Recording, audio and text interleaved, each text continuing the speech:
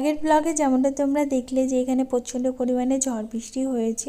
আর এই ঝড় বৃষ্টির দিনে যদি একটু গরম গরম মুচমুচে তেলে ভাজা জিনিস পাওয়া যায় তাহলে তো বাস জমেই যায়, তাই না বলো? আর সেটা যদি পেঁয়াজি হয় তাহলে তো কোনো কথাই হবে না। আজকের সন্ধ্যে টিফিন পুরো জমজমাট। তো যেমন কথা তেমন কাজ, চলে এসেছে এখন রান্নাঘরে পেঁয়াজি ভাজার জন্য। আর তোমাদের সাথে কথা বলতে বলতে দেখো এখানে আমার পেঁয়াজি রেডি হয়ে গেছে। তো চলো সমস্তগুলো প্লেটে তুলে নিই। আর এখানে পেঁয়াজি ভাজতে সাথে এখানে আমি একটু আদা দিয়ে লিকার চাও বানিয়ে নিলাম। বাট দুঃখের বিষয় হলো বৃষ্টিটা আমাদের এখানে একদমই কমে গেছে, ওয়েদার আবার নর্মাল হয়ে গেছে। বাট কি হয়েছে, বৃষ্টি না হলো তো কী হলো, বৃষ্টির দিনে গরম গরম পেঁয়াজি খাওয়াই যায়।